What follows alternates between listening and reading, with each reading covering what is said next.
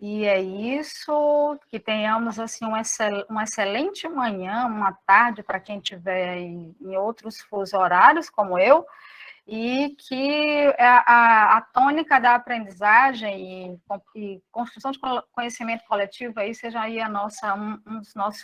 das nossas guias aqui. É isso. Vamos lá, Terezinha. Oi. Já. Mais uma vez, gente, bom dia a todos e todas. Sou Terezinha Rezende, para quem ainda não nos conhecíamos, né? Atualmente na presidência da Brenck. Em nome da diretoria da Brenck, saudamos a todos os seus membros, saudamos a todos os seus membros, participantes, integrantes e demais representantes dos ecomuseus, museus comunitários, né? E afins, e por suas participações neste evento. Tá? É um grande prazer estarmos aqui reunidos pela primeira vez de forma coletiva aqui pela Brenck no ano de 2022. Infelizmente, não foi possível termos um encontro dessa forma, né, com todos os parceiros anteriormente, devido às muitas atividades que, de forma, né, cada um na sua iniciativa e juntos com uns e outros, assim, mas não o todo, nós estamos trabalhando desde o início do ano, né? Mas, infelizmente, não foi possível esse encontro. E agora a gente tem um grande prazer em recebê-los aqui no coletivo, todos reunidos aqui, nesta nossa primeira atividade de 2022, com o seminário denominado Poder Interdisciplinar dos Museus Comunitários. Este seminário está reunindo 4 atividades, né? 4 painéis, que nós estamos denominando de painéis. Hoje nós teremos agora, com a coordenadora, com a nossa colega Nádia, coordenando este painel que denomina-se Política, Comunidade e Governança, o Museu como Processo. Está previsto para 10 às 12, né? E teremos à tarde, das 15 às 17, também com o colega Márcio Carvalhal, coordenando o painel Cultura e Economia Criativa, Desafios e Avanços na Era Digital. Amanhã, no dia 28, teremos mais 2 painéis. Pela manhã, às 10 horas, teremos museus comunitários, educação e suas narrativas polifônicas, com a colega Yara Matos, coordenando este painel de amanhã, às 10 horas. À tarde, nós teremos o poder dos museus comunitários e a racionalidade ambiental. Será de 15 às 17, eu estarei na coordenação desse grupo. O evento de hoje, gente, trata-se de um evento pautado na construção de conhecimentos todos sobre o campo da museologia comunitária, que visa problematizar e, sobretudo, apontar alternativas às principais temáticas desses 2 dias de evento, né? Essas temáticas evidenciadas, e relativas aos ecomuseus, museus comunitários e afins, né? Tanto na escala local, nacional, internacional, né, regional, que a gente vem trabalhando. Né? Essas escalas, esses painéis, todos estão pautados, nós tivemos no ano passado, já temos tido o 2º ano do observatório, e a partir do observatório, conforme a Nádia já colocou no início, nós então verificamos quais eram as principais pautas, prioridades dessas iniciativas parceiras. E a partir daí, então, nós selecionamos os 4 temas assim mais evidenciados nesse ano de 2021, que foram os temas citados anteriormente, né? Então, esses temas vêm acontecendo em diferentes contextos, nas 5 regiões brasileiras, através das iniciativas parceiras da Brenck. E nós estamos considerando também, para esses temas, seleção desses temas, o nosso trabalho, né, o legado dos 50 anos da Mesa Redonda de Santiago do Chile, 72, bem como os compromissos também do Acordo Internacional Brasil-Itália, Distantes, mas Unidos, oficializado em 2020, entre a rede italiana de ecomuseus, Entropes, e a Brenck, Associação Brasileira de Ecomuseus e Museus Comunitários.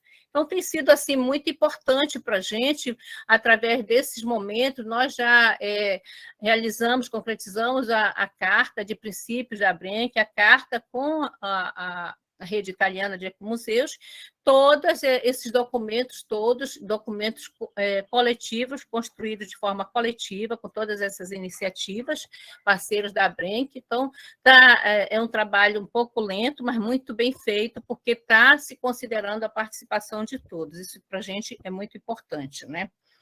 É lembrar também para os senhores que nós disponibilizaremos certificados, que o evento está sendo gravado também, conforme já foi colocado pela colega Nádia, e que também teremos uma lista de assinatura no decorrer do evento, tá? Mas para que as pessoas que assistirem os 4 painéis, então, será disponibilizado o certificado.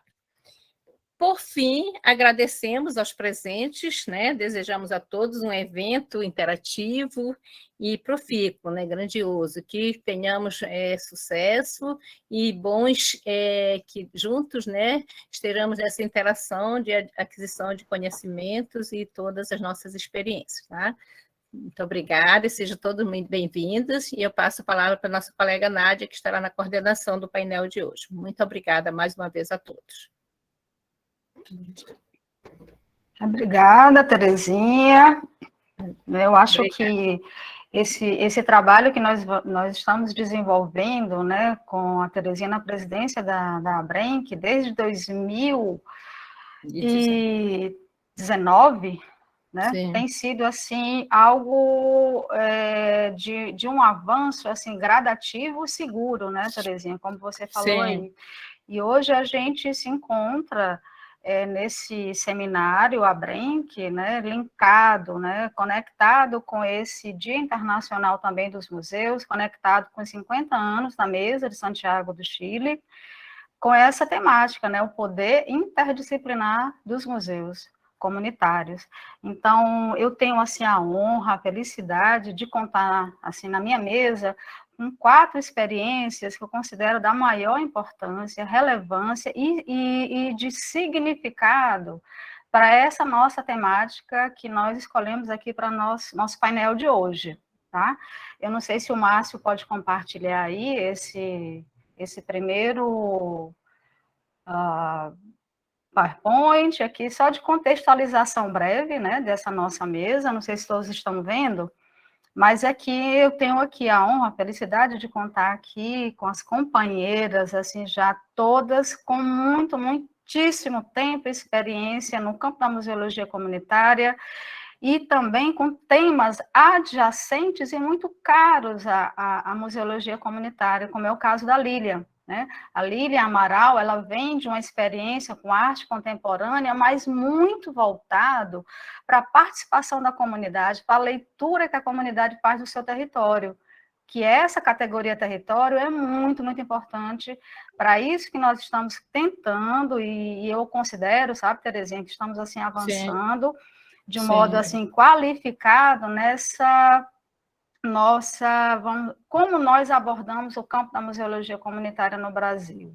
E não só no Brasil, como você falou, a museologia comunitária que a ABRENC vem desenvolvendo, ela teve esse avanço, né, interessante, importante, com o acordo com os nossos colegas italianos, né, que é o Acordo Distantes Mais Unidos.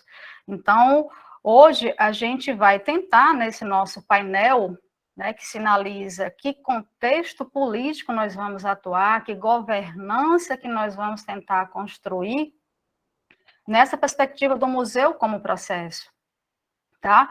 Então, com relação a isso, vamos lá, boas-vindas a todos e a todas, né? Eu sou Nádia Almeida, eu sou educadora, museóloga, eu integro a equipe de coordenação e de idealização do Ecomuseu de Maranguape, temos aí já 15 anos de um percurso que eu considero muito importante, que é sobretudo, um percurso muito ligado à comunidade, ao que podemos construir junto com a comunidade. E isso, para nós, enquanto ABRENC, é nossa bússola, né? O que e como podemos construir junto com a comunidade, tá? Então, eu sou educadora, nosso trabalho no Ecomuseu de Maranguape, ele é um trabalho muito vinculado à escola pública local, eu costumo dizer que esse é o nosso chão, a escola pública, e território, comunidade, conhecimento, tá? Então, esse nosso painel conta também com as nossas colegas, a professora Márcia, da Universidade Federal de Ouro Preto, que também tem um trabalho, juntamente com a professora Yara, assim, riquíssimo, de muita produção, de um conhecimento que eu acho que nós vamos poder dialogar com esse conhecimento de modo a produzir outros conhecimentos, que é essa participação mais arqueológica, tá? Histórica, arqueológica, que esse contexto do Ecomuseu da Serra de Ouro Preto vem estabelecendo junto com a comunidade local, tá? Então, no nosso painel, na reunião que nós fizemos, eu fiquei assim bastante feliz, porque nós conseguimos assim criar um contexto do nível local para um nível mais global, tá? Então nós temos, por exemplo, o trabalho da Suzy Santos, museóloga que coordena o projeto Jardim Vermelhão lá em São Paulo, que traz para a gente, bem no quentinho da história, como é que esse processo vem se desenvolvendo, porque, segundo a Suzy, é uma experiência que oficialmente, mas o processo é bem anterior a isso, mas oficialmente tem aí 2 anos. Então, nós vamos sentir esse termômetro, tá? Então, isso para a gente é muito importante. Então, subindo um pouquinho nessa escala, nós temos a professora Lucinha Silva, que ela já tem uma experiência que ampliou a experiência local comunitária e juntou tudo isso numa experiência de rede na Amazônia, de um fórum de museus da Amazônia. Então, eu considero que nossa mesa ela ficou assim muitíssimo bem, foi uma leitura muito produtiva do que nós assim objetivamos com com o nosso painel, que é discutir a perspectiva política, governança, museu como processo, e nesse sentido a gente reitera que os nossos referenciais se encontram na mesa de Santiago do Chile, também no nosso acordo com nossos colegas italianos, sim, distantes mais unidos, e a gente está olhando para um projeto em que a Abrenc possa, a nível de rede, né, Márcio? Eu acho que no outro slide a gente pode contextualizar mais, o próximo slide, sim. E que a gente possa, nesse sentido, trabalhar com essas categorias que são fundamentais para esse trabalho, mas de organização política do campo da museologia comunitária, tá?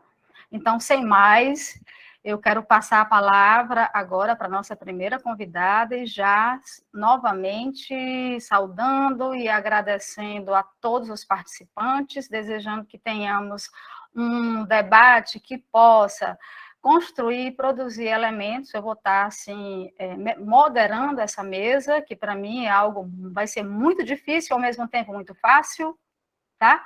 E anotando todas esses nossos contributos. Para isso que a Abrenc pretende construir mais na frente, que é um sistema, uma forma, um meio de regionalizar a Abrenc em todos os estados brasileiros, municípios, para que a gente possa fortalecer politicamente o campo da museologia comunitária. Então, eu tenho aqui a alegria, a honra de convidar aqui a nossa primeira, né,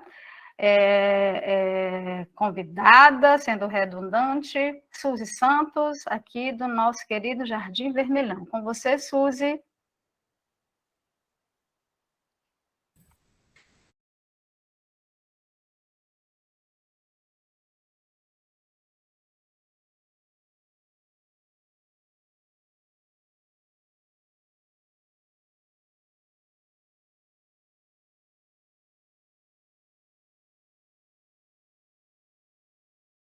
Nádia, bom dia, Terezinha, bom dia a todos, todas e todes.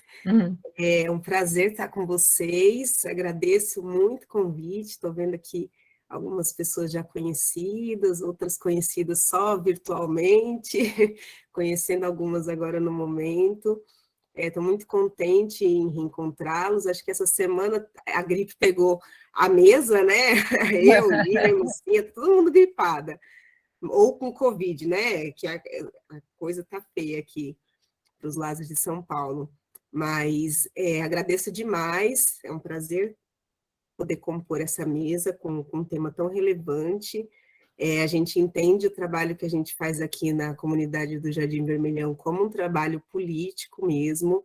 O nosso museu é um museu ferramenta, ele já foi criado com esse intuito, né? A gente tem diversas questões na comunidade que a gente entende que devem ser melhoradas, e a gente tem um trabalho aqui já desde quando a comunidade foi criada, e as primeiras lideranças da comunidade começaram a se movimentar para poder garantir o direito à moradia, e a gente entende que fazemos parte desse processo, né? Hoje a gente está com essa missão de dar visibilidade a essa história, contribuir com outras ferramentas, de outros modos, para que a gente continue promovendo a melhoria da nossa qualidade de vida aqui, enquanto comunidade, também traga outras melhorias para o bairro, de coisas que a gente sente falta e que a gente sabe que é importante para a gente se desenvolver localmente, né? Então, fazendo aí uma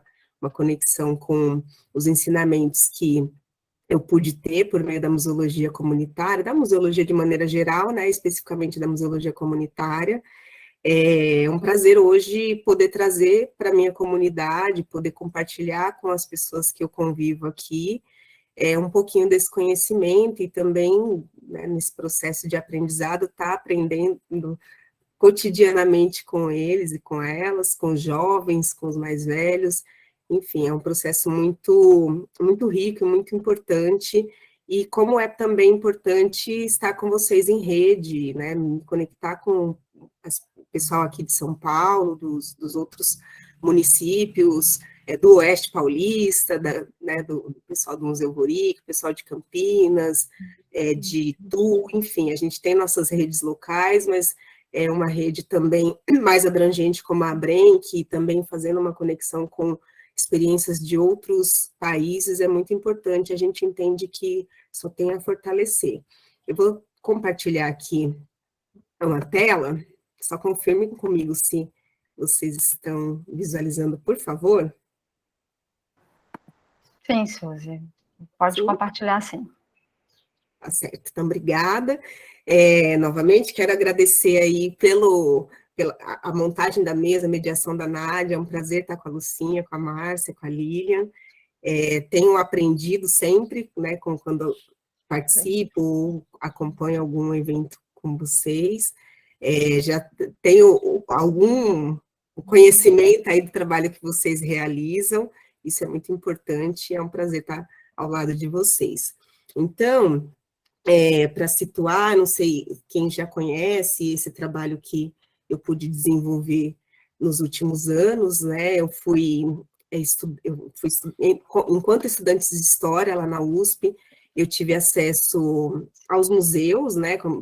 Trabalhei em alguns museus, dentre eles o Museu do Ipiranga, esse primeiro que está na parte superior do PowerPoint, e dentro desse museu eu me sentia bastante incomodada, porque eu trabalhava com acervo e via um acervo potencial de cultura popular, representativo das populações que não estavam presentes na expografia naquele momento, ou estavam presentes de forma muito superficial, né, como os meus ancestrais.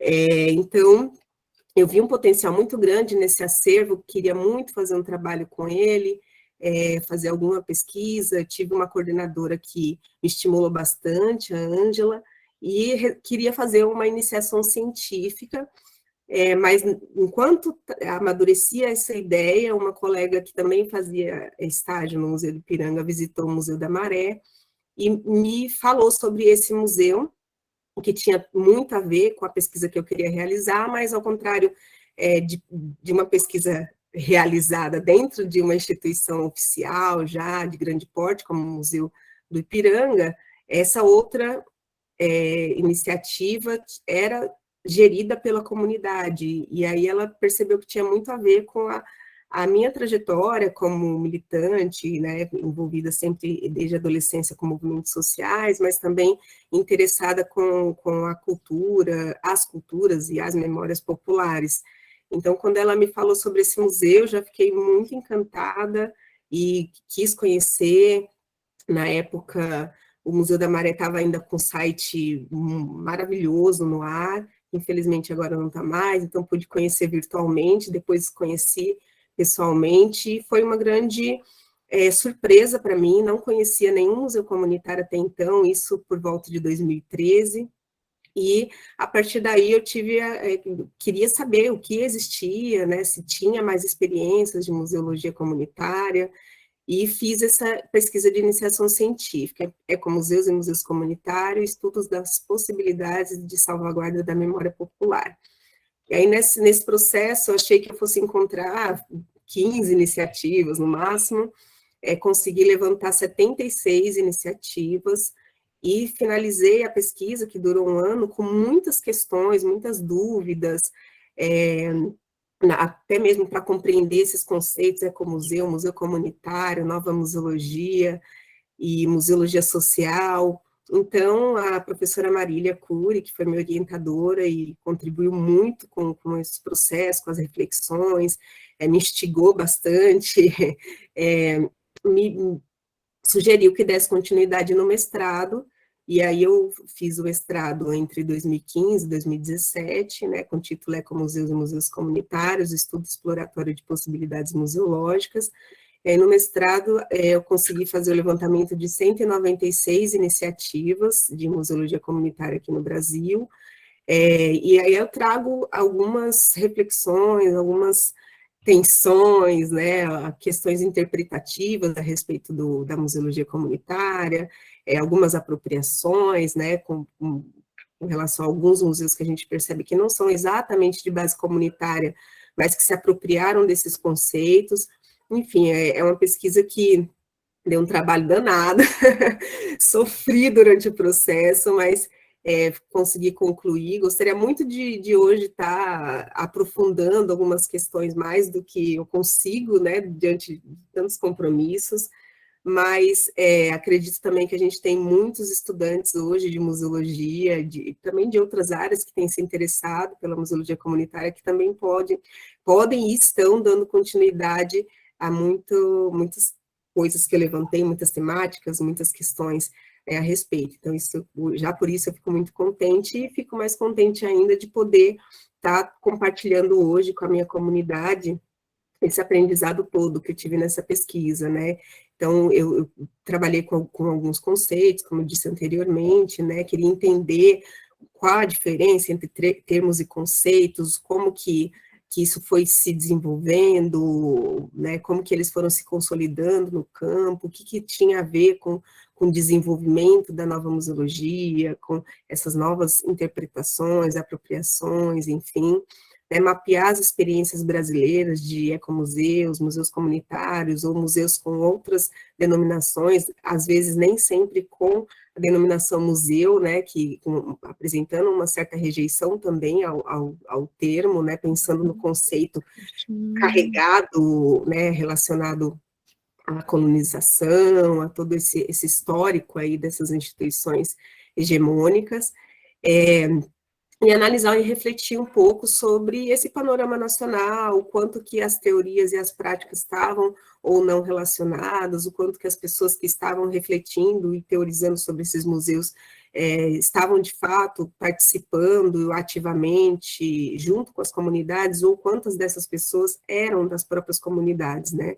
Então, foi um processo muito rico, muito importante, adoro sempre que eu posso conversar com outras pessoas sobre essa pesquisa, aprofundar algumas questões, reler algumas coisas que eu própria interpretei de uma forma, mas a experiência que eu tenho tido depois da finalização da pesquisa, que nem parece que já faz tanto tempo, mas esse ano já completa 5 anos, então, muita coisa aconteceu de lá para cá, e né, várias questões foram aprofundadas. Então, trouxe aqui brevemente, né, como que essa pesquisa foi dividida, primeiro capítulo falando mais sobre essa teoria museológica, por meio de mapas conceituais, que para mim foi uma ferramenta maravilhosa para poder entender um pouco, né, as diferenças, as semelhanças entre os conceitos trabalhados por diversos autores e autoras, daqui do Brasil, de fora, enfim, né, pensando que esse movimento de museus comunitários, museologia, nova museologia, foi um movimento internacional, né, um segundo capítulo já trazendo um pouco uma perspectiva mais histórica, né, do desenvolvimento dessa museologia, e também o quanto que, há algum tempo, né, nas primeiras décadas do século XX, alguns trabalhos desenvolvidos no campo da museologia ou de outros, né, da educação, da antropologia, já traziam temáticas semelhantes. É o terceiro capítulo que eu apresento um panorama, né, desse levantamento que eu consegui fazer, uma reflexão sobre os projetos, políticas que contribuíram para a criação desses museus, aí, especialmente a partir dos anos 2000, da criação da Política Nacional de Museu, que, embora a gente tenha aí uma política estatal, mas que acabou repercutindo também em projetos, em ações, né, pontos de cultura, pontos de memória que possibilitaram que iniciativas que trabalhavam com memória e com patrimônio se conectassem com esses conceitos e, a partir daí, se percebessem como museus comunitários, ou outros que foram criados a partir desse estímulo também, né, desses projetos e políticas. E o capítulo 4, que é uma análise mais macro dessas fichas museográficas. Então, como foram muitos museus, eu não consegui fazer uma análise muito focada, resolvi fazer uma análise mais panorâmica, mas também para não perder de vista, né, todo aquele material que eu tinha recolhido, resolvi apresentar aí nos apêndices, um dos apêndices, né, num deles a biografia dos autores, que eu achei importante trazer, compartilhar quem eram essas pessoas que eu tinha me referenciado, que estão refletindo sobre essas iniciativas e esses conceitos, e também uma ficha para cada museu que eu pesquisei, né? Por mais que alguns eu não tenha conseguido informações muito detalhadas, mas eu achei importante trazer essas fichas para compartilhar a bibliografia que eu tinha acessado, sites, teses, dissertações, livros, enfim, para que as pessoas também, a partir daí, pudessem aprofundá-las, né? Aprofundar a pesquisa sobre essas iniciativas. Então, essa pesquisa está disponível lá no banco de teses USP, esse link que está abaixo, e aqui é um mapinha, assim, mais panorâmico, que eu trago o quanto esse panorama aí, mapinha panorâmico fica redundante, né, mas enfim, para as pessoas verem quanto que, por exemplo, o estado do Ceará, Rio de Janeiro, Rio Grande do Sul, que, né, são os que mais têm iniciativas, Pernambuco, o porquê, e aí é interessante que eu faça essa análise, por que nesses lugares tem mais iniciativas ou não, enfim, é muito interessante, e eu ficaria horas aqui falando sobre essa pesquisa, mas hoje a ideia é falar mais um pouquinho sobre o projeto que a gente tem desenvolvido aqui no Museu Comunitário do Jardim Vermelhão. Então, eu trago aqui para vocês a equipe que hoje está à frente da iniciativa, pensando nos novos projetos, refletindo aí sobre o trabalho que a gente começou a realizar o ano passado, né, por meio do museu. Aqui à direita é o mapinha que a gente conseguiu captar lá no Google Maps do nosso bairro na atualidade, esse aqui é de 2021, então... aqui vocês conseguem ver o campo do Jardim Vermelhão, que foi escolhido aí pelos jovens do Museu Comunitário como nosso principal patrimônio, e não só por eles, né, mas todo mundo que mora aqui no bairro, a nossa referência, o nosso ponto de encontro, o local de festas e reuniões é o campo do Vermelhão, e ele é o que ainda tem essa terra avermelhada que deu origem ao nome do bairro, né? Hoje a gente tem o calçamento, né? Foi feito por regime de mutirão, os bloquetes que foram colocados nas ruas, mas antes as ruas eram todas dessa mesma forma aí, né? Com esse barro avermelhado, que quando chovia era um caos, e a comunidade se recorda muito, e traz muito dessas memórias, os perrengues que passavam, mas também o quanto acabava sendo divertido também, né, viver em meio ao caos, mas também as estratégias que as pessoas encontravam para poder melhorar a vida aqui no bairro, né, num período que era tudo tão precário.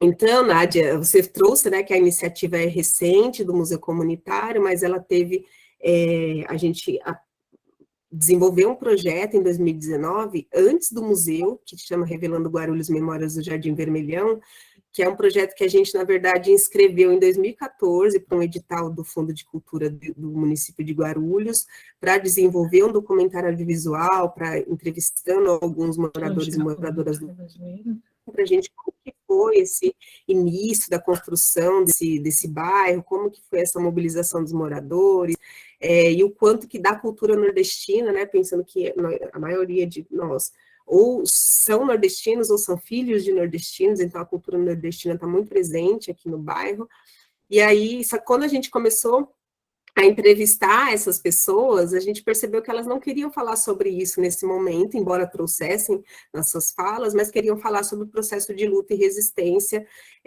pela conquista, e o quanto foi importante para eles conquistar o direito à moradia aqui nesse novo território que eles ocupavam. Então, a gente resolveu mudar todo o pré-roteiro que a gente tinha feito do documentário e contemplar essa história que eles queriam contar naquele momento.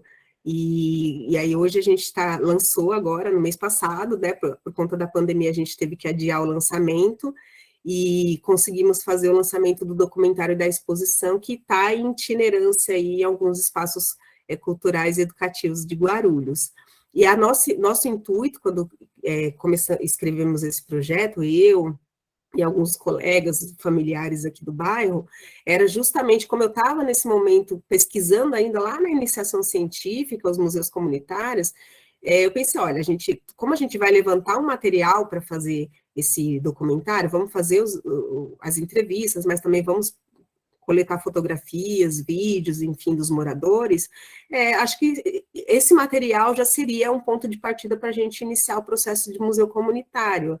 E foi isso que aconteceu. No final, a gente conseguiu, em 2020, a gente inscreveu o projeto do Museu Comunitário no PROAC, do Programa de Ação Cultural aqui do Estado de São Paulo, e conseguimos desenvolver o projeto do Museu Comunitário, que acabou sendo lançado antes do documentário da exposição que geraram o seu acervo, né, por conta da pandemia e dos tempos, né, e como a gente estava na pandemia quando a gente escreveu o projeto do Museu Comunitário, a gente já pensou em realizá-lo dentro desse contexto, então foi possível fazer, diferente desse outro que a gente tinha pensado num outro momento, a gente previa uma abertura no campo, né, com bastante gente, então por isso que a gente teve que adiar. Aí aqui, ó, só para vocês visualizarem o folder da exposição que está acontecendo agora, nesse momento, né, até meados de junho, e os locais de itinerância, está bem pequenininho, mas depois vocês podem acompanhar pelas nossas redes sociais. E no YouTube a gente tem um teaser desse documentário, depois que a gente encerrar a itinerância, a gente vai disponibilizar o documentário na íntegra, e está sendo bastante interessante que várias outras comunidades estão se inspirando, já vieram aqui conhecer o nosso bairro, conhecer o nosso projeto, também querem desenvolver projetos parecidos nas suas próprias comunidades, tanto de elaboração de um documentário, quanto para o desenvolvimento de um museu comunitário. Então, dois bairros, né, São João e Bom Sucesso, aqui em Guarulhos, já vieram nos procurar. Aqui é uma imagem do lançamento do documentário, que foi no final de abril, então foi no campo do Jardim Vermelhão, a gente teve a presença de várias pessoas que foram entrevistadas, outros moradores do bairro, algumas pessoas que vieram de fora para conhecer o projeto, então foi muito legal. E aqui, o projeto do Museu Comunitário especificamente, a gente só conseguiu desenvolver esse projeto da forma como gostaríamos, porque a gente teve o recurso desse edital, então foi muito importante o edital voltado para favelas e periferias do estado de São Paulo. Foi um recurso pequeno, mas para a gente conseguir mobilizar, trazer os jovens, estimular também, pensando que a gente está numa comunidade que tem muitas famílias em situação de vulnerabilidade social e, especialmente no contexto da pandemia, a gente sabia que isso tinha se agravado bastante. O nosso projeto, a gente fez doação de cesta básica, mobilizamos aqui com outros projetos locais, a gente sabia qual era a situação, então para a gente foi muito importante ter esse recurso para a gente possibilitar que esses jovens tivessem uma ajuda de custo durante o projeto. Então, a gente queria estimular esse processo de gestão compartilhada e comunitária dessas memórias que a gente coletou, também estimular os jovens a desenvolver novas pesquisas, aprofundar, aprender toda essa expertise que a gente tem de como registrar essas memórias, como coletar, como referenciar isso, como criar o nosso banco de dados, né, e mesmo que ainda de forma inicial, provocar reflexões sobre a nossa própria identidade, né, enquanto pessoas que moram na periferia, são periféricas, se entendem como periféricas, como pessoas negras, né, pensando que a maior parte de nós somos negros, o quanto que a gente também, e isso repercute nas oportunidades e nos acessos que a gente tem durante a nossa vida, também contribuir para formar esses jovens, para ajudar a gente nesse processo de comunicação da comunidade interna e externa também, para a gente conseguir cada vez mais trazer melhorias para o bairro, ofertar essa formação em museologia comunitária, museologia social, também para que, eu entendia que apesar de ter feito essa pesquisa, tem outras pessoas que também estão desenvolvendo projetos interessantes, que têm tanto conhecimento para compartilhar também, então foi muito importante incentivar, né, a criação desse museu, que eu, desde o início eu falei, gente, eu pesquisei os museus comunitários, quero muito que esse museu aconteça, mas eu sei que eu sozinha não vou criar esse museu, e não é para esse museu ser o museu da Suzy, é para ele ser o museu do bairro, do Jardim Vermelhão, então, e eu quero que as pessoas se apropriem dessa iniciativa, porque talvez amanhã eu possa não estar aqui, né, possa estar em outro lugar, possa ir trabalhar fora, né, como a Nádia foi para a Itália, quem sabe, eu possa ir para outros territórios, e as pessoas poderem dar continuidade, elas só vão conseguir fazer isso se elas se apropriarem desse conhecimento, né?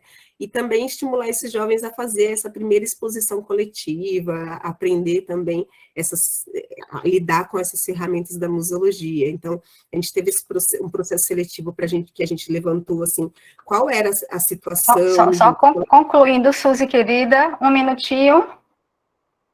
Tá bom. Obrigada, Nádia. A gente viu mais ou menos o nível de escolaridade, como que esses jovens estavam, fizemos essas formações, porque a gente também tinha esse processo de ações museológicas, de preenchimento de fichas, então a gente precisava saber o que a gente precisaria ajudar. Tivemos a formação em museologia, em documentação museológica, em questões étnico-raciais, em introdução à expografia, visitamos alguns museus, Museu Afro-Brasil, queríamos visitar outros museus ou iniciativas de base comunitária, mas por conta da pandemia a gente teve um pouco de dificuldade, acabamos visitando a exposição Carolina Maria de Jesus, que foi ótima. Então, aqui tem uma imagem dos jovens trazendo ideias para a gente fazer o logotipo do museu, que é esse que aparece aí à esquerda. Aqui algumas imagens, alguns registros, né, desses processos, do preenchimento das fichas, dos diálogos que a gente teve sobre patrimônio, sobre objetos museológicos, algumas fotografias que a gente fez nas exposições. Aqui também os jovens fazendo as pesquisas junto a outros moradores do bairro, a gente fazendo uma visita mediada aqui na parte inferior, a ficha que a gente fez a catalogação desse acervo fotográfico também, os próprios jovens fizeram, a gente fazia revisões, o envelopinho que a gente elaborou com papel específico para a gente poder manter essa fotografia, né, todo esse acervo bem acondicionado. E aqui, para finalizar, a exposição que os jovens fizeram, né, senhoras e senhores do Jardim Vermelhão, eles escolheram a temática, levantamos mais de 10 temas, mas eles queriam homenagear esses moradores que vieram antes deles, e fizemos, né, reformamos a associação comunitária para poder fazer, todo o processo foi um processo coletivo, todas as ideias levantadas passaram por processo de votação, e nesse sentido a gente... falou bastante sobre esse processo de participação, de democracia participativa, não apenas representativa, né, para que todo mundo soubesse que as suas ideias seriam contempladas, mas que a gente passaria também por um processo de consenso, né, e ajustes no decorrer do projeto. Então, foi muito importante que alguns jovens fazendo mediação, teve corte de faixa aí no lançamento da exposição, enfim... Tem muito mais coisa aí nas nossas redes sociais, tanto do Museu Comunitário, quanto do Projeto Cultural Pimenteiros e Pimenteiras do Vermelhão. Então, depois, se vocês puderem nos acompanhar por lá, e depois... Maravilha, Suzy. Agradeço. Obrigada. Nada, deixa... Obrigada a nós, Suzy. Essa é uma experiência de museologia, assim, local, no quentinho do ninho, como a gente costuma dizer, do que é essa museologia vinculada à sua comunidade. Suzy, parabéns, muito, muito grata mesmo, assim, pela sua exposição.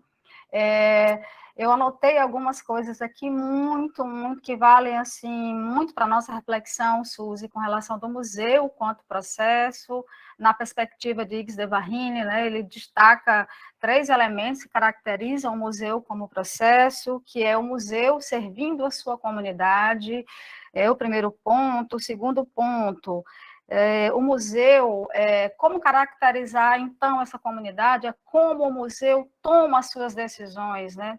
De modo que, como o museu colabora para que aquela comunidade tome decisões o mais democrática e participativamente possível. Então, isso vai caracterizar essa governança que o museu comunitário ele pode impulsionar dentro das suas comunidades. E, por terceiro, como esse museu vai comunicar tudo isso, né? Na linguagem do real. Então, muito grata, Suzy, por isso, por esse compartilhamento dessa experiência riquíssima. Quero avisar a todos que eu conto aqui com o apoio técnico aqui do colega Márcio Carvalhal, ele vai estar aqui no chat, junto com os colegas, assim, já, se for o caso, de já ter questões, assim, para o nosso debate, nós podemos, assim, escrever ou então levantar a mão, o Márcio vai organizar toda essa parte, tá bem? E, Suzy, já para dialogar um pouquinho com uma questão que você trouxe, que eu achei muito interessante, né? O Lorente, Jesus Pedro Lorente, ele vai falar que esse campo que nós estamos trabalhando, que é o campo da museologia comunitária, ele é um campo a calibrar. Então, eu penso que o que nós estamos fazendo aqui hoje é um pouco disso, é um pouco de tentar fazer, compreender esse campo, calibrar conceitos, termos, né? Que foi isso que você falou, que tentou fazer na sua... E eu acho que eu li sua pesquisa e você conseguiu muitíssimo avançar nisso, principalmente quando você caracterizou um mapa, porque nós, enquanto Abrenc, nós tentamos, em 2016, fazer um mapeamento, mas aí a gente ainda não tinha pernas e braços para chegar nesse Brasil grande. Então, você avançou muitíssimo nisso. Então, quando alguém perguntou no chat, mas Ceará concentra aí o quê? 40 iniciativas, mais de 40 iniciativas, de quase 200 iniciativas que você conseguiu mapear no Brasil, por que Ceará, né? Então, eu também me perguntei isso, eu também perguntei isso para a Suzy, né, quando eu li a pesquisa dela. Então, vejam que a gente avança para campos, assim, para âmbitos disso que nós estamos tentando olhar politicamente esse campo da museologia comunitária, que se soma isso a esse mapeamento. Então, é muito importante. Eu vejo que a Abrenc, ela tem esse objetivo também, já falei isso com a Suzy, da gente ampliar e tentar, ao máximo, qualificar esse mapeamento. Quem somos nós no Brasil? Onde nós estamos? Então, Suzy, muito grata. E já pegando um pouquinho, já ampliando esse nosso debate, essa nossa abordagem, eu quero chamar aqui a professora Márcia Arcuri, professora de museologia no curso da UFOP. Então, se nós tivemos agora com a Suzy uma iniciativa local, agora a gente vai ampliar essa escala, né, geográfica também, e caracterizar agora com a professora Márcia essa experiência dela, desse trabalho dela, com arqueologia, com história, com a participação da comunidade, construindo coletivamente esse conhecimento, com o Ecomuseu da Serra de Ouro Preto, lá em Minas Gerais. Então, professora Márcia Arcuri, seja muito bem-vinda e, mais uma vez, muito grata aqui pela estar aqui com a gente nesse trabalho, tá? Com você a palavra.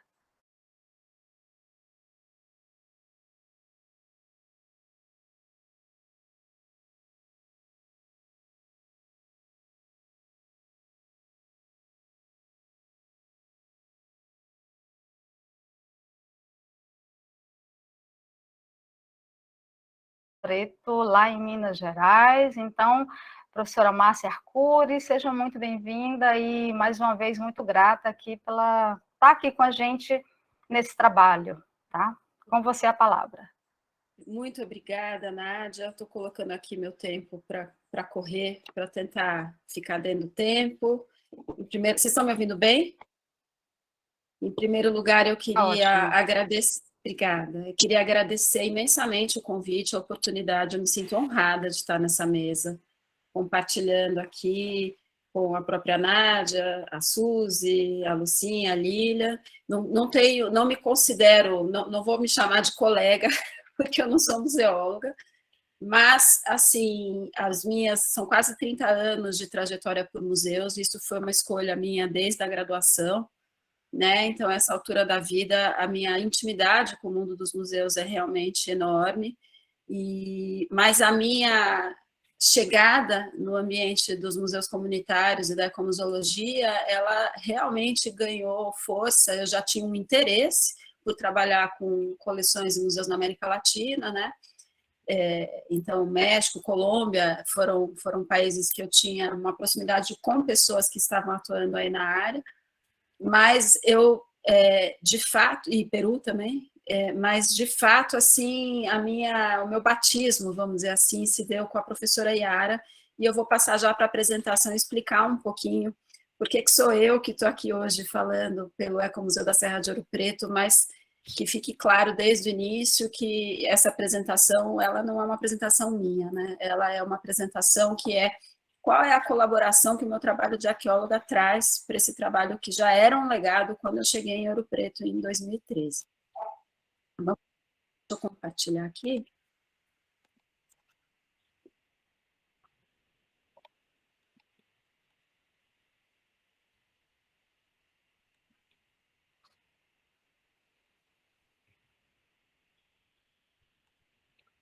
Chegou a tela cheia aí para vocês, então, gente? Sim, professora Márcia, tudo certinho. Certo. Então, gente, eu acho que eu fui muito motivada pelo título, que eu achei excelente, que vocês escolheram para esse painel, Política, Comunidade e Governança, o Museu como Processo, e justamente por ter tido uma trajetória, né? Eu sou historiadora de formação, para quem não conhece, a maioria de vocês eu acho que não me conhece, sou historiadora de formação, e depois eu fiz um mestrado em Cultura Material Ameríndia, e depois, a partir do doutorado, sempre com foco na arqueologia, mas eu fui trabalhar em arqueologia de campo, mesmo depois de terminar o meu doutorado. Eu sempre trabalhei com estudo de coleções, até concluir o doutorado, e isso, obviamente, me trouxe para o âmbito dos museus, mas eu acho que, às vezes, a gente começa a fazer uma espécie de uma reflexão sobre a nossa trajetória, né? Um pé aqui, outro pé ali, e aí eu percebo que tem uma coisa que sempre foi o que me motivou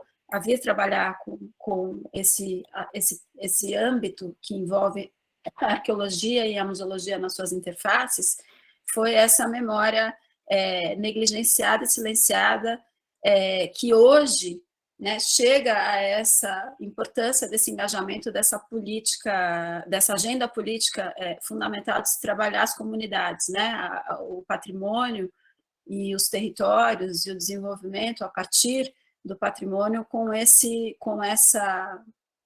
compromisso com o patrimônio vivo, que é o patrimônio humano, né? Então, não preciso falar muito mais para dizer o quanto eu me senti acolhida, então, pela professora Yara, quando cheguei na UFOP, né, no Departamento de Museologia, e lembrar que, então, esse trabalho do Ecomuseu da Serra de Ouro Preto é um trabalho aí dessa proximidade que a professora Yara conquistou, não só com a Anida Costa, que é a liderança uma das lideranças ali do Núcleo São Sebastião. Isso não significa, né, como acho que muitos de vocês já conhecem o trabalho, obviamente, da Yara, e sabem que ele não se limita ao São Sebastião, ele não se limitou ao São Sebastião, mas eu acho que, como eu vou falar de um pouco como um case, como a arqueologia se torna um case para essa questão de política, governança e comunidade, né, o museu como processo, eu só queria deixar muito claro, né,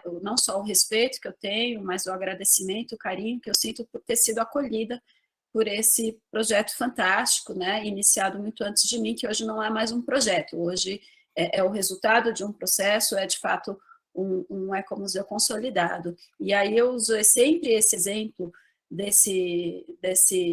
dessa figura no canto inferior direito, né, desse mapeamento afetivo feito numa das oficinas que a professora Yara coordenou aí junto à comunidade, e, enfim, alguns alunos que participaram também, né? E a pergunta era: tem um museu na sua comunidade? E a primeira vez que a Yara abriu esse mapa colado, costurado em tecido, foi uma das coisas assim mais emocionantes que eu já passei na vida.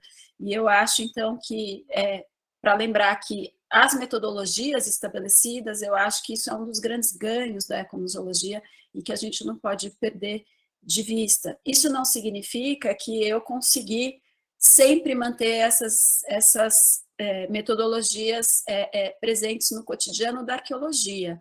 E por que isso?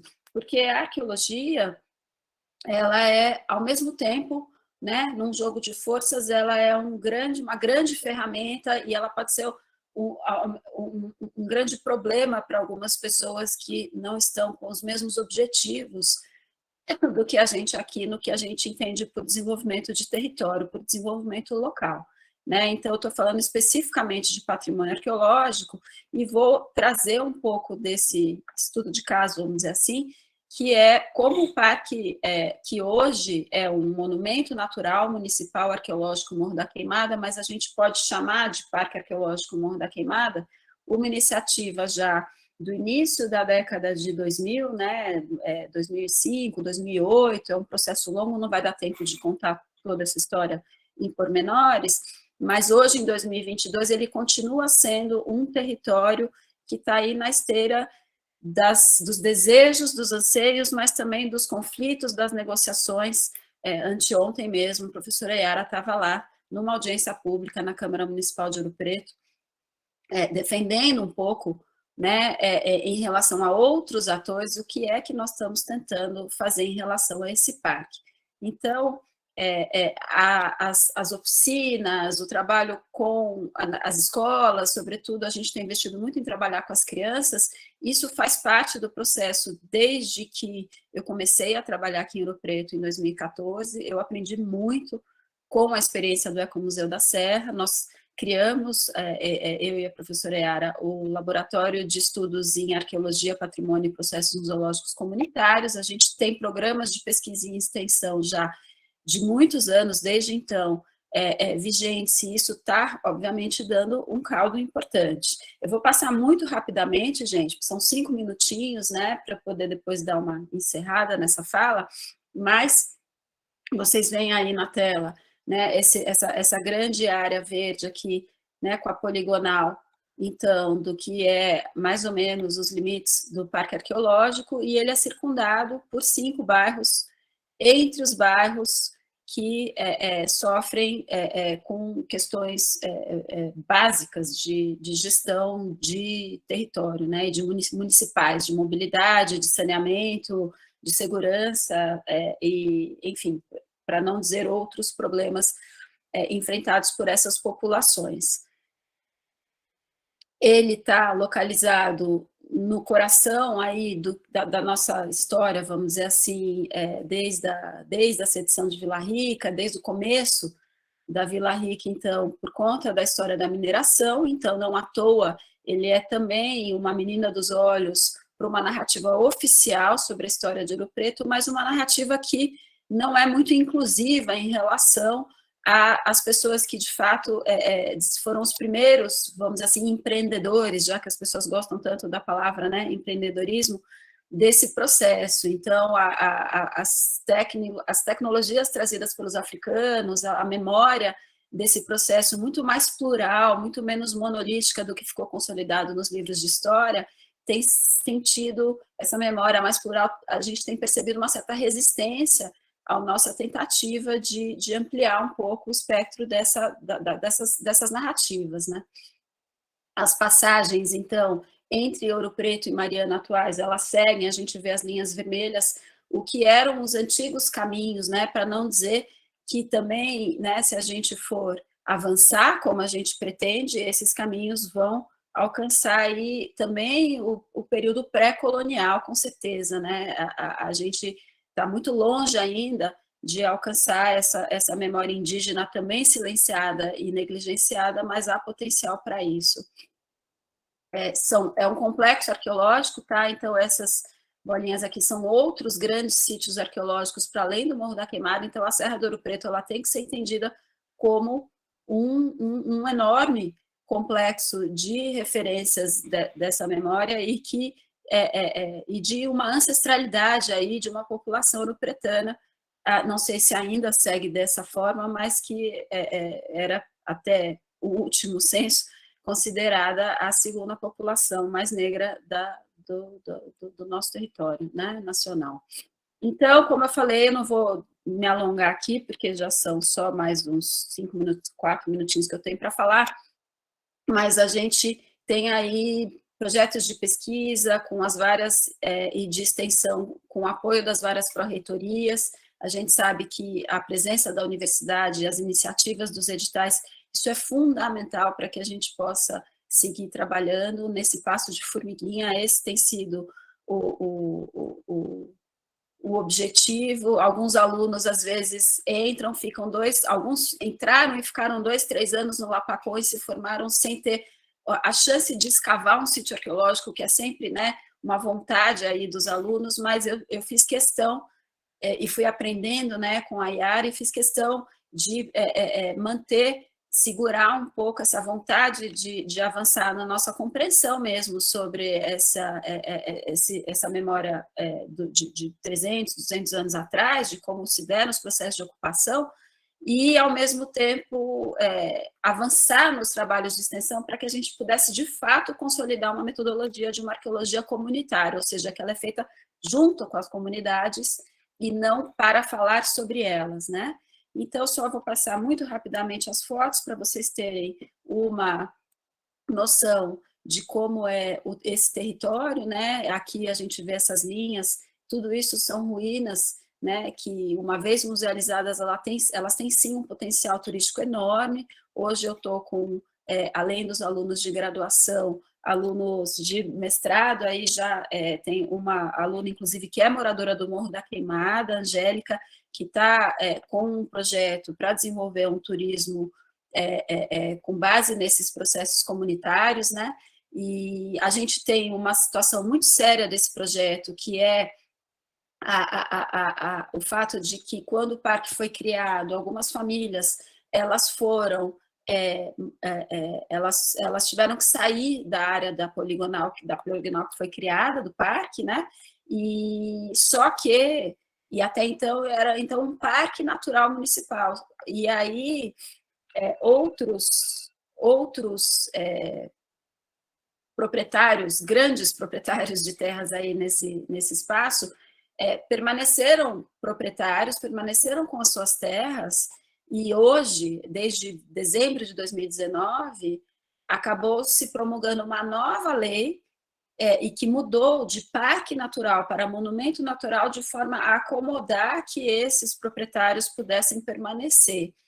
Então, como eu falei, é um território de conflitos fundiários. Claro que a gente tem que proteger, né, um parque ambiental e arqueológico do ponto de vista da grilagem, da depredação das ruínas, etc., mas tem uma questão social muito séria aí, que é o fato de que, num determinado momento, criou-se um parque municipal e várias famílias foram obrigadas a deixar, né, as suas casas, as casas foram destruídas, e aí 3 ou 4 grandes atores, né, que tinham propriedades maiores,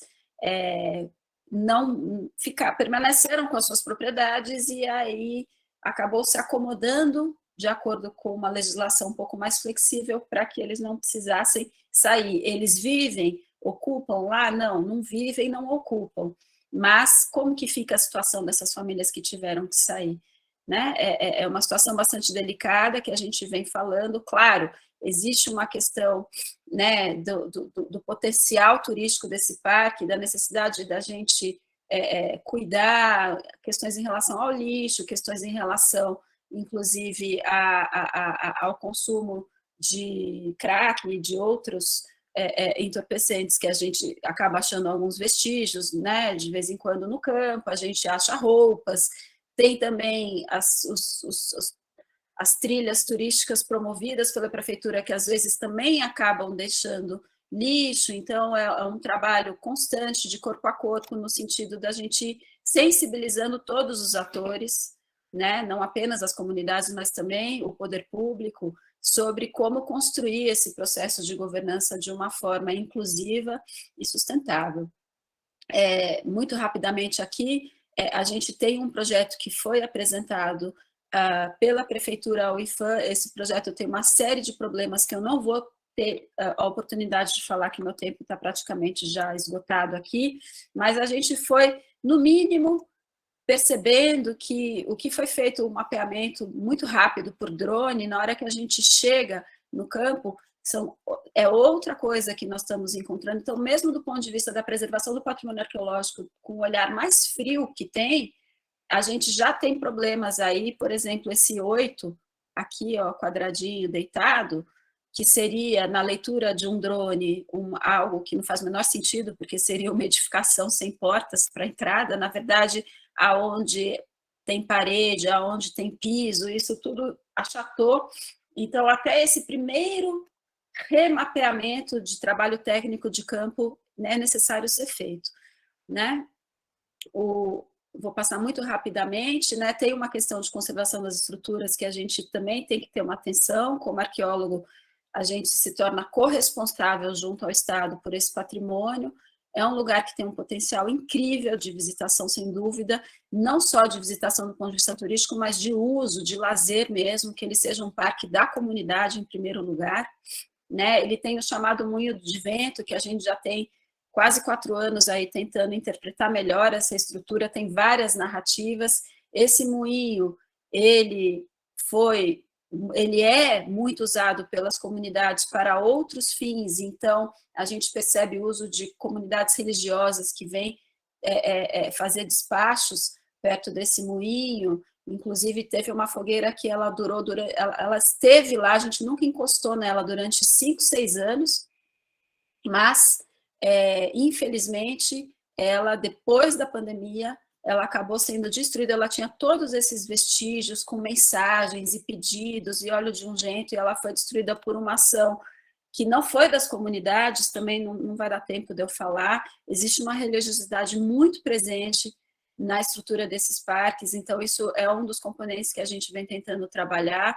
Existe uma materialidade em desequilíbrio aí da história de Ouro Preto, porque a Capela de São João, que é uma das entradas do parque, ela foi a primeira capela da cidade, ou seja, a gente acredita que a história da sedição de Vila Rica ela é muito mais plural do que ela está contada aí na documentação em papel, e o projeto de arqueologia vem trazendo aí a possibilidade da gente interpretar o incêndio que se deu no Morro da Queimada, ali em 1720, como muito mais do que uma repressão a uma revolta pelo Quinto do Ouro. Talvez ali tivesse nascendo, de fato, a primeira Ouro Preto. E a gente também encontra muitos vestígios da atuação de garimpeiros dentro do parque, então isso é uma outra vertente que a gente tem aí do trabalho. A gente não mexe, a gente deixa tudo lá, tem aqui uma peneira. A gente tem, inclusive, tentado fazer um trabalho, um dos projetos de pesquisa, que também já está no seu 3º ano, se chama da mineração ao garimpo, e a gente tem tentado trabalhar com uma memória positiva e com uma inclusão desses garimpeiros no nosso, não especificamente de cada garimpeiro, a gente não chegou nisso, isso é um processo que tem que ser aos pouquinhos, mas trazê-los para dentro de um processo de gestão compartilhada desse território, dar outras alternativas, né, para essas pessoas, ouvi-las, qual a relação que eles têm com essas estruturas, né, não entendendo esse garimpo único exclusivamente como algo no sentido de uma busca por resolver uma questão econômica. O problema do lixo, né, do espaço sendo utilizado como um território para dejeto, porque se a gente não traz um pertencimento, ele também passa a ser um espaço que não é de ninguém. Existe um problema seríssimo em relação a isso. A gente percebe que tem muitas crianças que nunca foram porque as mães têm medo, os pais têm medo de deixar que essas crianças frequentem a área do parque. Existe uma narrativa, um discurso um pouco como de um lugar perigoso. Por outro lado, muitas pessoas da comunidade se utilizam da área, sim, inclusive para pegar água, quando a prefeitura corta, sobretudo no carnaval, por 5, 6 dias, né, a entrega de água para as comunidades. A gente tem... Só mais um minutinho, professora. Eu vou passar, nem vou botar. A gente tem um trabalho que a gente fez na pandemia, tá? Que é esses videozinhos animados com tarefas que foram entregues, com material, inclusive, que a gente entregou para as crianças. A gente conseguiu um apoio da Sociedade de Arqueologia Brasileira num edital e conseguiu mandar material, formou vários videozinhos, foi criando toda um trabalho para tentar mantê-los num trabalho permanente que a gente fazia de extensão com a escola. A gente tem um projeto que vai do 6º ao 9º ano, para dar continuidade no trabalho com essas crianças que moram no entorno do bairro. A escola fica ali, ela é vizinha do parque. E como eu falei, para terminar, então, né, a gente ampliar um pouco a nossa visão, né, a partir dessas experiências, não apenas do Ecomuseu da Serra de Ouro Preto, mas como ele dialoga com outras referências culturais importantes aí da cidade, né? O Bloco do Zé Pereira dos Lacaios, durante o ano em que o clube fez 150 anos, a gente fez várias ações pretextos com as crianças, e eles não estavam falando do parque necessariamente, eles estavam falando do Zé Pereira, mas por quê? Porque isso estava na agenda da escola, né? Então a gente percebe que essa constância, né? Esse trabalho educativo constante é ele que tem dado mais fruto aqui na Serra, e é isso que a gente está tentando fazer aí com o trabalho de arqueologia também, lembrando, então, né, os recursos do território, que o Varrini, já que a gente também está se lembrando desses 50 anos, né, onde a gente entende esse equilíbrio, essa harmonia entre estruturas, pessoas, saberes, bens materiais e o patrimônio intangível, né? Essa é a cena que se vê muitas vezes aqui de cima. Eu moro aqui em cima da Serra de Ouro Preto e eu uso ela como emblemática para mostrar o quanto muitas vezes as populações daqui da Serra são mantidas alijadas, como se elas estivessem num outro plano mesmo, e elas estão no sentido socioeconômico, e o quanto é necessário reintegrá-las, né, na cidade patrimônio mundial. É isso, gente. Muito obrigada. Professora Márcia, super parabéns, assim, não Desculpe esperávamos. passar um pouquinho do tempo, não, gente. Que é isso. E a Yara, a professora Yara, sempre nos falava desse trabalho, e eu acho que foi uma primeira aproximação, assim, maravilhosa, porque uma coisa é a gente ter esse contato com a professora Yara, com o que ela fala, com o que ela tem de paixão. Outra coisa é a gente ver essa paixão compartilhada com que eu penso, ou pelo menos eu percebi dessa forma na fala da professora Márcia.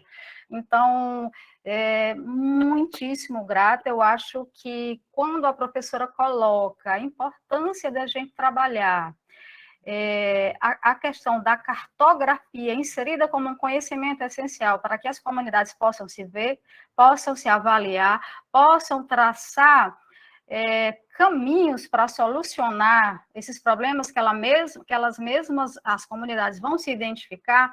Eu acho que isso é um caminho fundamental que o projeto Ecomuseu da Serra de Ouro Preto pode compartilhar com a gente aqui com a Brenck, como nós vimos hoje.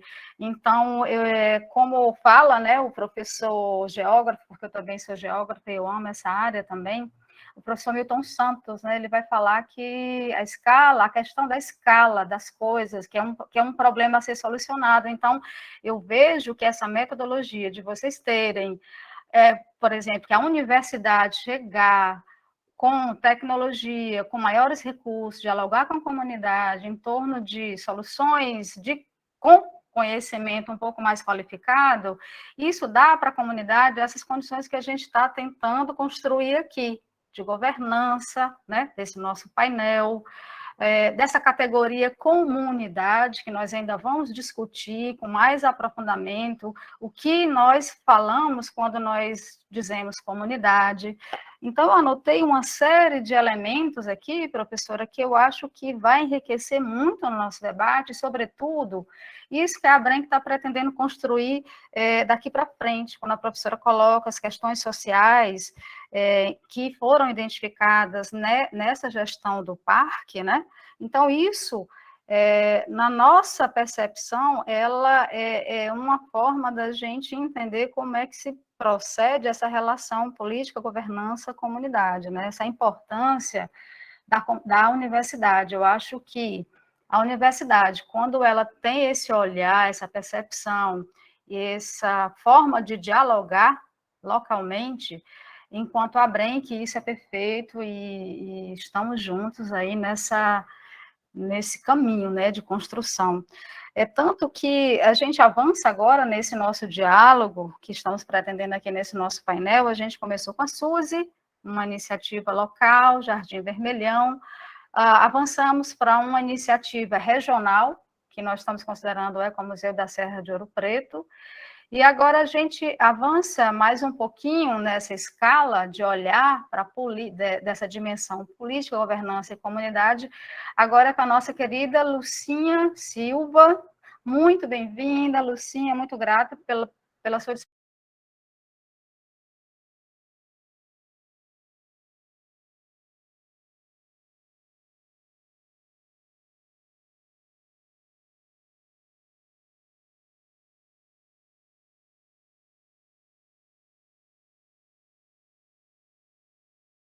2018, que se intitulou Fórum de Museus de Base Comunitárias e Práticas Socioculturais da Amazônia. Márcio, você pode passar, que aí eu vou contar um pouco a experiência. Esse fórum, ele surge em 2018, a partir, né, de um movimento criado aqui no estado do Pará, principalmente por vários outros grupos, né, grupos como Ecomuseus, como Rede de Educadores de Museus, como grupos que estavam trabalhando com comunidades na parte de educação ambiental, discutindo sobre o papel social dos museus, a configuração política que nós estávamos vivendo, período de 2016 e 2018, a falta de um diálogo, principalmente com as comunidades da nossa ruralidade também, e então começamos também a perceber que nesse período de 2015 para 2016, nós estávamos vivendo um momento crítico político, e principalmente também do fechamento do Ministério da Cultura, o impeachment da presidente Dilma, a falta de orçamentos para vários museus. Aqui no Pará, o caso do Museu Paraense Emílio Guild quase que fecha, que é onde eu trabalho, né, porque não tinha orçamentos. O fechamento também do Museu do Marajó, enfim, então a censura, né, a diversas atividades expositivas que estavam sendo realizadas em diferentes museus, e a falta mesmo de escuta, né, em relação a diferentes movimentos ou iniciativas museológicas da parte rural do estado do Pará. Então, a gente faz um movimento, faz um evento em 2018, a Terezinha da Abrenc, ela também participa com o Ecomuseu, e é onde a gente desenha esse evento com o objetivo de já fazer um grupo de articulação dentro do estado do Pará, que seria um fórum de discussão desse campo museal. E esse evento, ele foi um evento desenhado para acontecer não somente na cidade de Belém, né, que congrega a maior parte dos museus que nós temos dentro da cidade, mas também dentro da cidade a gente pegar as áreas de centro, áreas periféricas e a região insular. E assim se deu esse evento, que foi um evento itinerante, e contou com a participação de várias pessoas, E nessa demanda toda de pessoas, né, elas foram problematizando as questões da cidade, a questão da falta de editais, da falta de articulação de um sistema estadual de cultura, de um sistema municipal de cultura.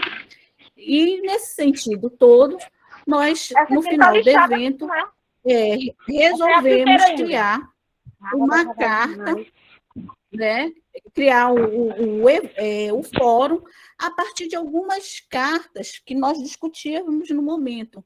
Né? Então, por exemplo, a própria Carta de Belém, do Programa Nacional de Educação Museal, a carta também dos Movimento Internacional de Nova Museologia, e aí formulamos e criamos o Fórum de Museus da Amazônia, com o objetivo justamente de criar um grupo para acompanhar, fazer discussões políticas sobre a questão do patrimônio na Amazônia paraense.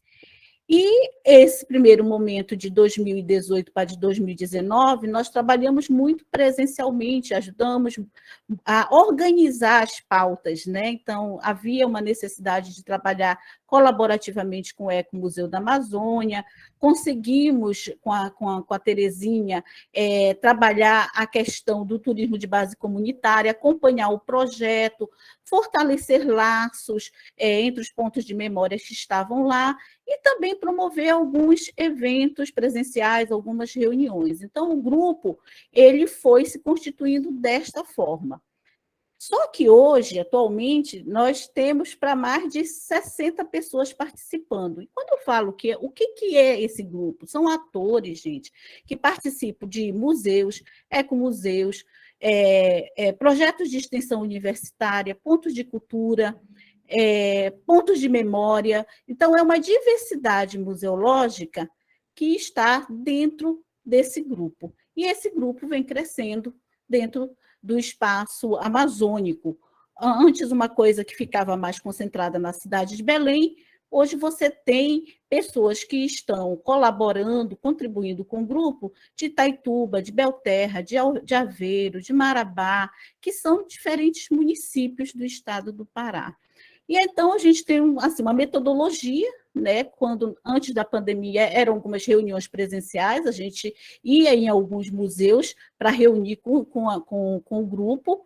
As reuniões passaram depois a ser virtuais, mas a gente tem formações, tem mobilizações políticas, nosso trabalho, discussão dessa política, do estado do Pará e do município, principalmente no que se diz respeito à questão do sistema estadual de cultura, do sistema municipal de cultura, e também da problematização de leis que possam garantir a sustentabilidade de espaços culturais e também garantir os saberes e fazeres, né, dos fazedores e fazedoras de culturas. Então, a gente vem construindo, ao longo desses 4 anos, uma série de trabalhos e articulações também com outras redes.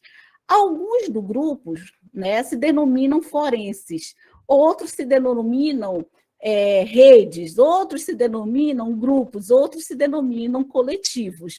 Mas o que é importante é o trabalho colaborativo que nós estamos permeando nesses 4 anos em relação à questão do próprio Fórum de Museus de Base Comunitárias e Práticas Socioculturais da Amazônia. Pode passar? E, nesse sentido, quando a Nádia passou para a gente a ideia do painel e da gente discutir a questão do poder do museu como um campo interdisciplinar, e eu acredito hoje que é transdisciplinar, porque a disciplina ela ainda faz um diálogo com uma, duas, o transdisciplinar você trabalha além das fronteiras, você trabalha com saberes, com fazeres, com práticas, né? Mas, enfim, são formas de como que a gente está vendo também esses conceitos e como é que esses conceitos eles são importantes para a gente calibrar aquilo que a Nádia falou, o pensamento dessa museologia, o pensamento da formação desse grupo. Então, quando ela repassou, nós começamos a pensar o que seria, no trabalho do grupo, esse tripé política, comunidade, governança, né? E que 2 pontos, é o museu processo. Né? Então, assim, dentro do grupo, a gente tem um eixo tipo de coordenação, onde participam quase 8 mulheres E esse grupo da coordenação, ele movimenta bastante, né? Trabalha com eventos e tal, e nisso a gente fez uma consulta, e eu digo que a gente fez no sentido que eu estou representando aqui a consulta que eu fiz a esse grupo. E elas me deram algumas ideias, né? Tanto a Célia, que é de Curuçá, Graça Santana e Gilma de Belém, e a Elisângela. E aí a gente problematizou qual a situação política e econômica que o Campo Museal Amazônico está enfrentando. Então, duas questões foram colocadas para a gente repensar, principalmente baseado nos textos da Marilena Chauí sobre a questão da democracia e da economia. Então, é importante sempre, no sistema de governança do fórum, a gente pensar como é que está sendo pensada a questão da democracia nesse Estado moderno, né? E quais são essas características que estão sustentando essa democracia? E de que maneira, né, a sociedade moderna ela vem procurando instrumentos para que aquela pessoa que não tem direito à memória, que não tem direito à moradia, para não tem direito a uma série de benesses, né, que deveriam favorecer o cidadão, ela possa ter pautas para discussão. Então, a gente começou a fazer um trabalho de imersão do nosso próprio grupo, né? O que seria esse sentido da democracia? E quando é que o direito, essa questão do direito aparece no sentido de que é uma tomada de consciência, e essa tomada de consciência ela tem que ser coletiva. Então, a gente pensou muito na questão da democracia e da economia, esse capital neoliberal que nós estamos vivendo e os impactos para a Amazônia, né? A gente tem vivenciado aí as mudanças climáticas, a gente tem vivenciado aí as desigualdades sociais e principalmente o perecimento das comunidades tradicionais, dos povos indígenas e quilombolas, enfim. Então, a gente ficou fazendo uma reflexão ontem e anteontem sobre toda essa questão ligada ao que é esse sentido de governança, né? Que é um sentido que é uma coisa assim de que você tem que administrar, como gerir, que instrumentos você pode ter. Então, além disso, além dessa pergunta, foi feita uma outra pergunta para o grupo. Pode passar? Pode passar.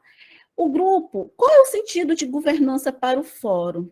E aí a gente começou a pensar junto, né?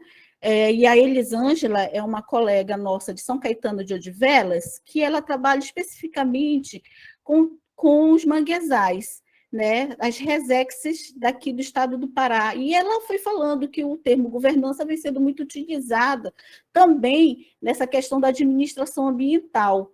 E a gente começou a perceber que dentro do nosso grupo que tem de 60 pessoas, que hoje trabalha muito com o WhatsApp, né? Estamos muito no virtual, a gente começou a pensar os desejos de manifestação desse grupo. Então, era importante a gente pontuar. Esse grupo ele tem desejo de se manifestar. Então, fala, se indigna, conversa, argumenta, troca, né? É uma força que tensiona o Estado e articula com outras redes e coletivas aquilo que destaca como prioridade ou necessidade coletiva de pauta, de forma dinâmica, como sinalizar-se caminho para a obstrução destes obstáculos. Entendo aqui que a gente está fazendo uma imersão no nosso próprio trabalho, porque está chegando um momento no grupo que a gente está pensando também em formular a nossa carta de princípios. Então, é necessário a gente também começar a fazer as nossas perguntas, as nossas práticas, como é que nós nos vemos dentro desse movimento. Então, a necessidade, além disso, a gente pensou que o grupo ele interage de diferentes formas, né? Tem pessoas que se falam todos os dias, tem pessoas que falam de forma mais afetivas, tem gente que só coloca questões políticas, tem outras que trabalham a questão do sagrado, tem outras que já fazem uma dinâmica dos eventos. Ah, está acontecendo isso aqui no oeste do Pará, está acontecendo isso aqui no Salgado. E aí você também vê esses atores sociais, você vê mulheres, você vê a juventude, porque é um grupo bastante holístico também. E aí a gente começou a problematizar a ideia de poder, né, que foi, inclusive, a pauta agora da Semana Nacional dos Museus. Qual é o poder do grupo? é a participação da manifestação. Eu acho que isso é super importante a gente pensar, gente, porque a gente está vivendo num momento que a gente diz que é uma democracia, mas que é uma democracia que você sabe que está tendo um risco muito grande, né? Eu acho que é necessário redemocratizar essa democracia. Então, é necessário a gente pensar nesses instrumentos de poder, de participação. E como é que a gente se sente nesse processo todo de ver a questão tanto da democracia quanto a questão das pautas ambientais e culturais sendo problemas dentro da Amazônia? Né? E até a gente ficou questionando sobre determinados conceitos que foram discutidos, como o próprio conceito de desenvolvimento sustentável. Será que ele está dando conta para minimizar os impactos que nós estamos vivendo? Então, a gente começou a fazer uma série de questões e colocamos lá uma ideia de um personagem observador participante, que se caracteriza pela vigília aos arranjos do Estado na perspectiva local e global, na perspectiva de usar seu poder, seja para intervir, contribuir, eleger, obstruir aquilo que não é desejável, por várias situações que ele já vem reconhecendo, porque vem de uma série histórica, ele vem presenciando, ele vem sentindo na pele. Por que me queimas? Por que tu me queimas? Por que está tão quente aqui em Belém? E aí a gente pergunta, por que tu me queimas, né? Então, tudo isso foi começado assim, no conversatório do grupo. Vai lá, vamos lá de novo, pode passar, Márcio. E aí, gente, a gente começou a tentar pensar qual era a nossa imagem de governança do fórum. A gente está no momento, como eu estou falando para vocês, da gente repensar nossas práticas. São 4 anos, então o que está de imagem? Como é que a gente pode discutir a imagem a partir de uma museologia, mas quais são os princípios, os processos, os instrumentos, as ações, os impactos e as mudanças que nós estamos trabalhando? Então, é importante os princípios de uma museologia, que a gente fala, uma museologia social, onde você tem lá a Declaração de Santiago de 72, que questiona o posicionamento dos museus diante da América Latina. Qual é o papel, qual é a função? É um museu castrador ou é um museu transformador? Que tipo de processos e instrumentos estamos utilizando para fazer essa transformação? Né? As nossas ações. Né? E nesse sentido todo de se pensar essa base dessa museologia, e é uma museologia dinâmica, é uma museologia também do presente dessa sociedade contemporânea, que urge mesmo por respostas, às vezes até imediatas, né? Em relação às mudanças, a gente vem pensando na Marilena Chaui, a gente vem pensando também na própria proposição do fórum, que a nossa museologia ela é fundamentada nos direitos coletivos, com participação desejável das pessoas, que têm poder de manifestação através de diversas linguagens, de diferentes graus, como forma propositiva, afetiva, interventiva, reativa, a situações que já reconhece como não desejável para o campo museal, a fim de realizar mudanças para o bem-estar planetário. Dentro dessas conversas todas, né, eu fui mapeando essa chave aí que foi discutido e fui colocando, como a Nádia fala, o sentido de calibrar essa museologia. Pode passar. E nisso eu pensei ontem muito que a museologia é um ato político. Isso aqui que nós estamos fazendo é um ato político. E a Marilena Chaui tem uma frase muito interessante que ela diz: a política não é uma questão técnica nem científica, mas é a ação coletiva, a decisão coletiva quanto aos interesses da própria sociedade. E eu acho que é isso que nós estamos fazendo, entendeu? Quanto grupo, quanto fórum. E quanto mais a gente falar de museologia, com essas abordagens, com esse processo de participação, muito melhor a gente vai entender que nós temos um papel importantíssimo como agente social de museu de transformação social.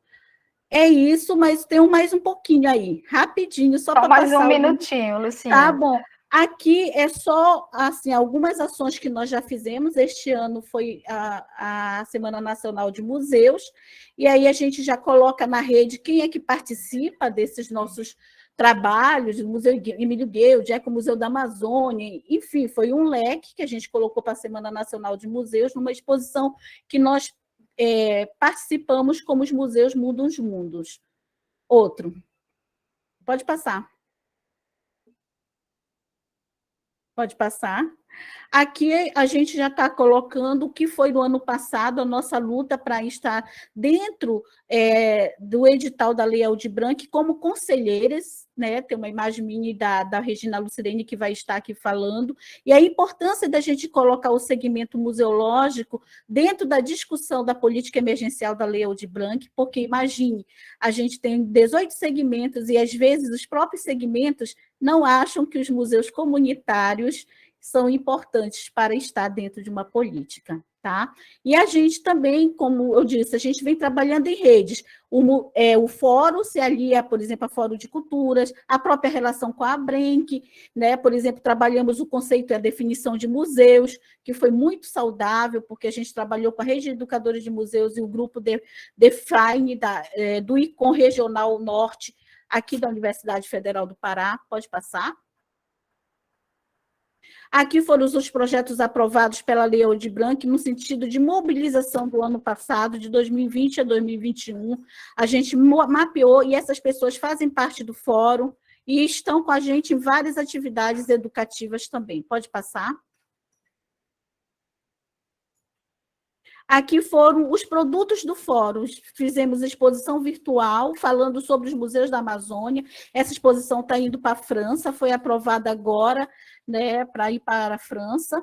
Além dessa, que é a exposição Caminhos Amazônicos, nós fizemos o curso de Museologia Social e Educação Museal, com foco na Amazônia, onde nós conseguimos agregar para mais de 30 pessoas da Amazônia, e aí eu faço uma extensão à Amazônia, incluindo o Acre também, para falar sobre museologia, sobre museus, e foi muito legal esse curso que foi dado no ano passado, e também um trabalho com as mulheres, que a gente vem realizando, que é a cartografia social das mulheres, e amanhã a gente já tem uma fala com o pessoal do programa de comunidades tradicionais da Amazônia, perfeito, com a questão Lucinha. das mulheres. Perfeito. Vamos passar?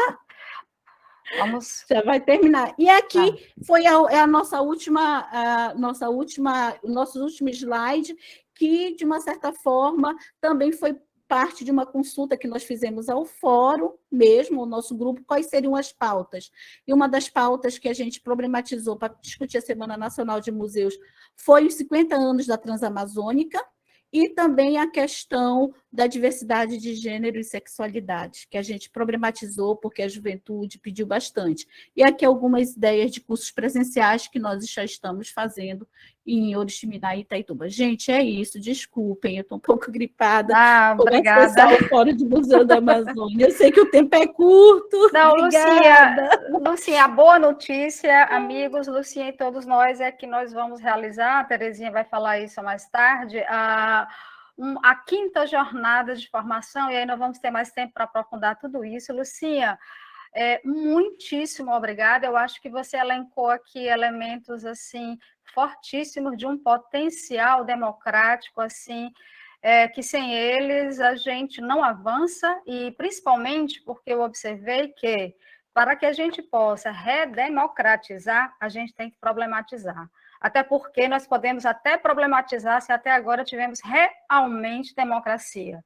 Então, é isso. Eu acho que você avançou muito nessa nossa ideia, nesse nosso projeto, que é trabalhar em rede, que é trabalhar com esse apoio mútuo, troca de conhecimento, fortalecimento das iniciativas locais. Eu acho que vocês têm uma metodologia em construção que dá realmente para a gente poder aí ampliar o que a Abrenc pretende desenvolver daqui para frente.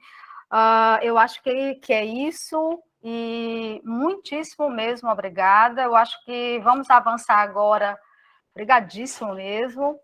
Vamos avançar agora para uma escala um pouco mais internacional. A gente foi do local, nacional, regional, agora a gente vai com a escala mais internacional dessa abordagem de como a museologia comunitária ela pode e deve dialogar nesse âmbito. Então, a gente tem aqui uma alegria assim, bem especial de convidar a professora Lília Amaral, que se aproximou da ABREM, que já tem um tempinho, e depois disso a gente vem somando e a gente vem avançando em uma série de aspectos, Lilian, que eu considero assim da maior importância para qualificar essa nossa abordagem teórica, inclusive, teórica e metodológica, porque uma das coisas que eu venho discutindo com a Lilian é como é que a gente avança nesse inédito viável como potência. Esse inédito viável que o Paulo Freire nos coloca, nos desafia a olhar para a museologia comunitária, agora no caso,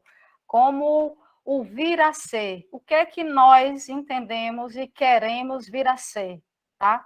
Então, eu acho que esse museu, como processo, ele necessita dessa discussão. E aí eu puxo um ganchinho aí com a plataforma Paulo Freire, Museologia Comunitária da ABRENC, que vai nessa direção do...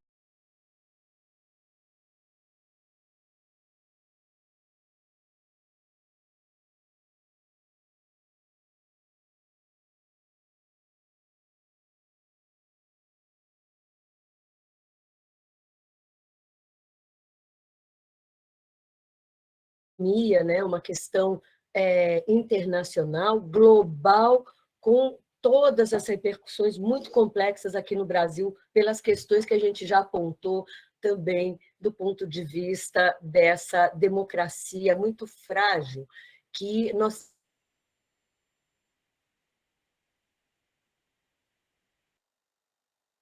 Lília, querida, ok. Oi. Voltou, tá tudo bem, voltou. Deu uma travadinha, mas voltou. Tá, eu só peço assim, primeiro quero pedir um pouco de desculpas, porque eu fiquei realmente gripada, e eu sou uma pessoa extremamente energética, e estou com energia, mas também por conta dessas circulações que Nádia comentou, eu estou tendo o privilégio e a honra também de estar aqui no a Universidade Federal do Piauí e ao Ecomuseu do Delta do Parnaíba, o Museu da Vila, aqui em Parnaíba. E isso também ocorre dos desdobramentos do projeto, que eu vou fazer um entrelaço, porque como artista visual, eu sou graduada em artes visuais, com meu mestrado e doutorado no campo da arte pública, e pós-doutorado pensando sempre essa relação da arte pública, os giros sociais e culturais, que não só o campo da arte, cada vez mais flertando com a esfera social, mas também esse movimento cada vez mais fortalecido, e temos que apoiar muito essa direção do museu em relação ao território. Então, eu vou conversar hoje, tentar estabelecer um arco, inclusive por conta do que nos reaproximou com a Brenck, que eu já tenho um contato, talvez, de uns 8 ou quase 10 anos, na experiência com o Museu do Folclore e o Museu também da região de São José dos Campos, que foi ali que eu conheci a Brenck por intermédio do Sistema Estadual de Museus. E a minha relação com os museus, assim como a professora Márcia, é do intenso convívio por muitas décadas. E essa relação com os museus, ela tem uma origem e tem um CEP, eu tenho que deixar isso pontuado, que é o trabalho do Museu de Rua, desenvolvido pelo museólogo, arquiteto Júlio Abe Wakahara, que faleceu no finzinho do ano passado, e junto com a professora Valdiza, atuaram fortemente na consolidação e na criação do curso de museologia na escola, na Fundação Escola de Sociologia e Política aqui em São Paulo. Então, tanto Cristina Bruno, Marcelo Araújo, pessoas aqui do Estado que têm uma atuação muito importante, emergem nesse contexto de formação. Então, essa relação do museu com a comunidade, o museu com o território, sempre esteve nas minhas inquietações, sobretudo tendo iniciado minha relação com os museus como estagiária nos finzinho dos anos 80, no...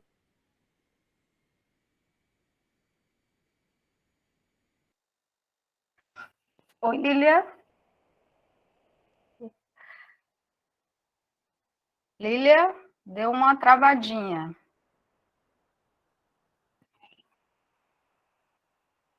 Pessoal, aqui é o Márcio falando. Enquanto a Lília volta, é só lembrar que quem precisa de certificado, tem um link no chat, você preenche e a gente manda o certificado, tá?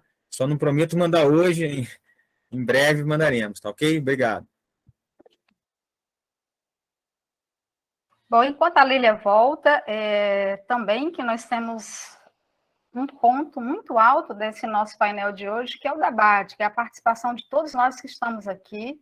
Então, o Márcio, que está acompanhando essa parte mais técnica, mais logística, ele está no chat, ele vai fazer a sequência de quem levantou mão para fazer a pergunta e sequência de quem escreveu a sua pergunta também no chat, para que a gente repasse para os convidados, as convidadas, no caso, mas também você pode fazer uma intervenção da sua percepção, de como você percebeu, concebeu o que nós colocamos aqui, o que as convidadas fizeram aqui de colocações, de intervenções, então está em aberto. Oi, Lília, continuemos. Oi.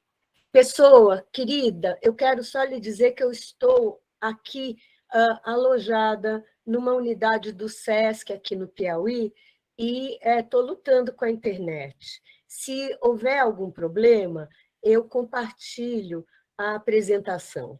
Mas eu estou um pouco preocupada com isso, porque desde de manhã, das 7 da manhã, estamos lutando com essa questão da conexão aqui e vou fazer o melhor possível. Tá? Não estou na universidade, nem num lugar da minha base em São Paulo que eu possa ter as garantias. Mas eu quero dizer, então, em relação à Brenk, que a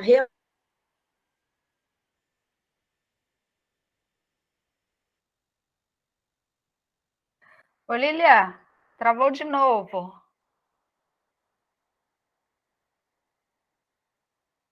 Então, enquanto a Lília volta, então, quem fizer, possamos, assim, oi, Juan. Juan, diretamente da Rede de Museus Comunitários na Bolívia, bem-vindo, Juan. Que a gente já possa ir pensando nas nossas questões, nas nossas intervenções. Oi, Lília, voltou, Nádia, vamos lá.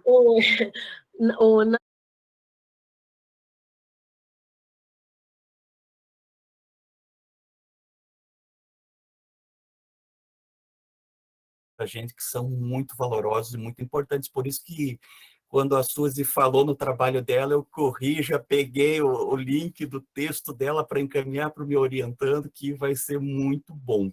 E a minha pergunta, para ser mais direto assim, é o seguinte, que vale para todos, inclusive para a Lilian, né, que tem um trabalho muito bom ali sobre a arte pública e também as esferas públicas, que é maravilhoso. Então, a minha questão é justamente essa, né?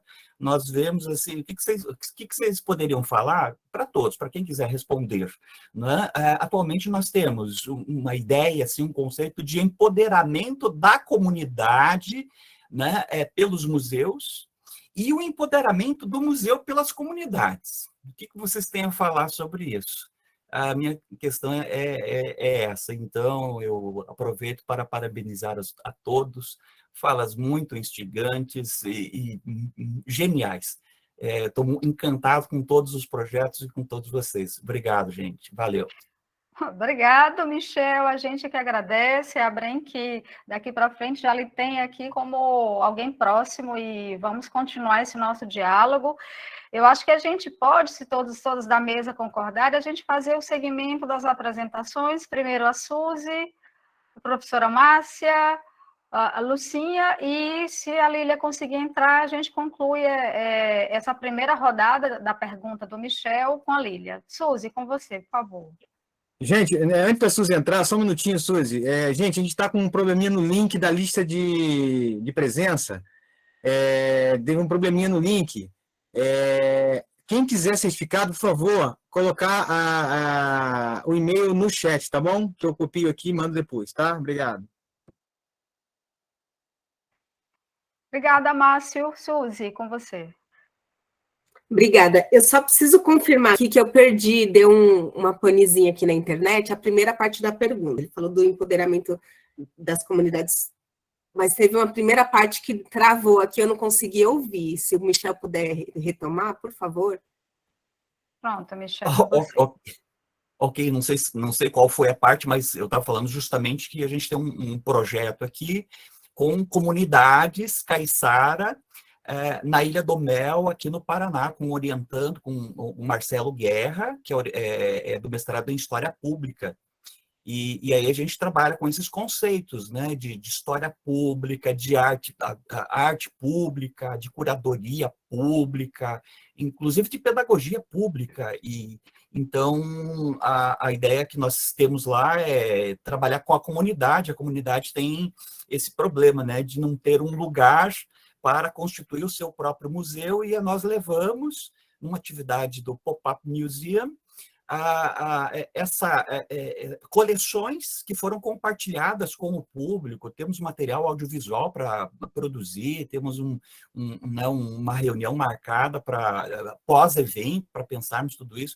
Então, a ideia é justamente isso, né? Pensar esse empoderamento da comunidade pelos museus e vice-versa também, o empoderamento da comunidade aos museus de alguma maneira. A questão foi essa. Obrigado. Obrigada. Bom, eu acho que até a resposta já coincide com o que eu tinha pensado com relação à pergunta aqui do Rafael Colher, né, que é de Moçambique.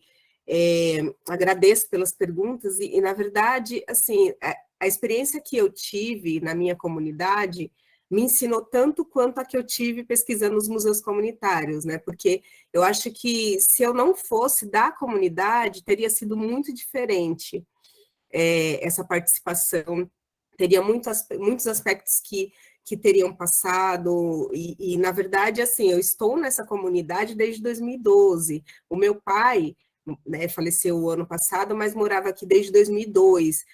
A maior parte da comunidade, a gente fala que se a gente fizer um mapeamento, a gente é tudo parente, porque são pessoas de algumas cidades do sul da Bahia que vieram, né, por meio de amigos, colegas, parentes, e a gente acaba tendo uma relação consanguínea muito forte.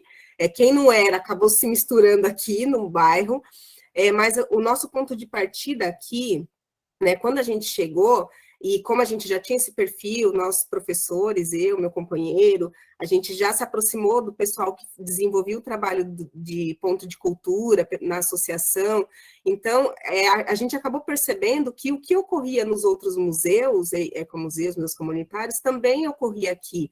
Tinha essas pessoas que já trabalhavam com educação, com cultura, com arte, com gestão pública, elas que já estavam à frente desse processo, né? Já eram as lideranças comunitárias do local, e a gente veio somar, né, na verdade. Então, a gente compartilhou essa perspectiva do trabalho dos museus comunitários, o quanto que era importante para dar visibilidade para essas ações que já estavam sendo desenvolvidas, tanto que a nossa proposta de trabalhar com a cultura nordestina caiu por terra naquele momento, não que a gente não retome, né, e não que ela não esteja viva na comunidade, mas não era aquilo que a comunidade queria falar.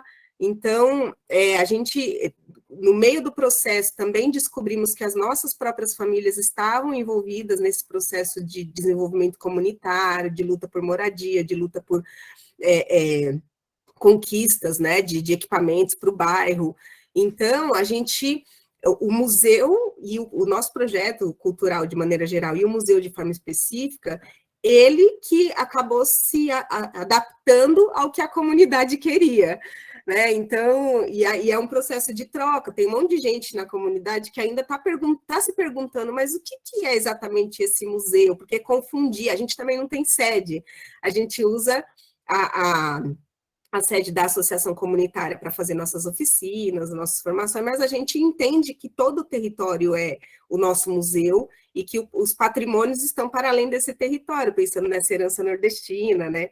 Então, é um processo que ele ocorre nessa troca, assim, a gente não impõe nada, a gente sempre está dialogando.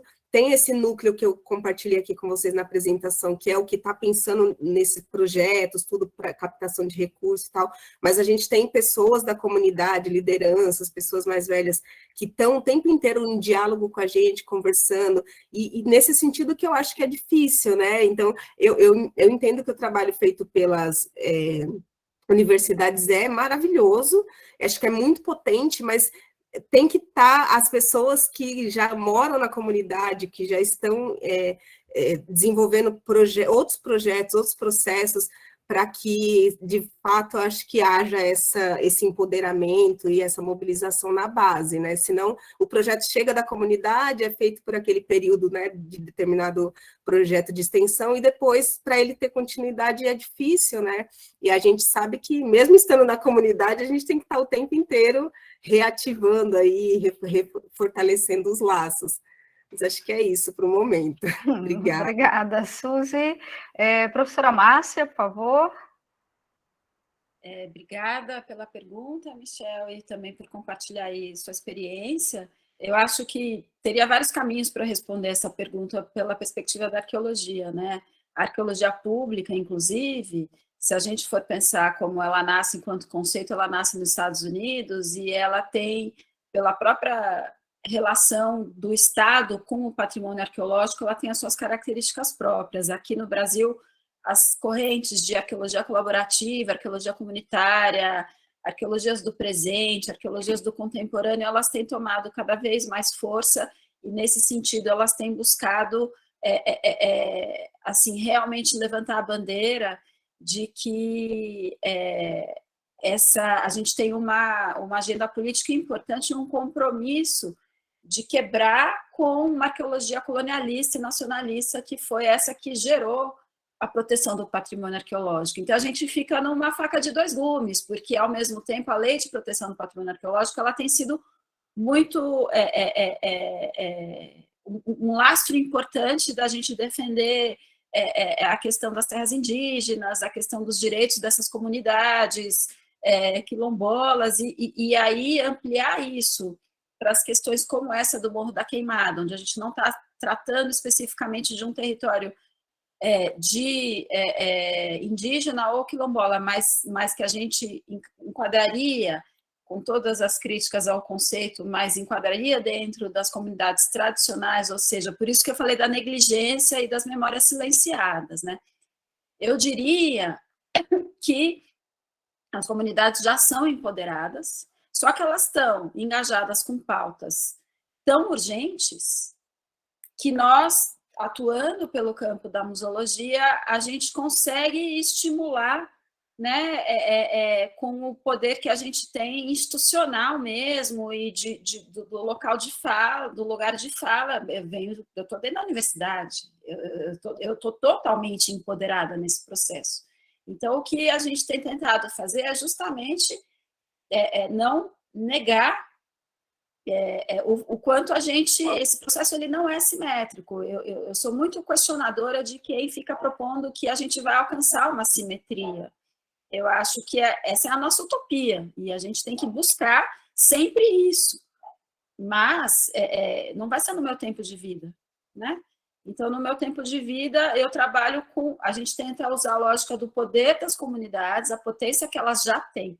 Então, só para finalizar rapidamente, para dar chance para os outros falarem, tem um resultado fantástico da do trabalho de conclusão de curso, a monografia de uma aluna que foi anos do Lapacô e se envolveu muito com a extensão, e ela chegou para mim e falou: Márcia, eu queria trabalhar como objeto de monografia a questão do fato museal.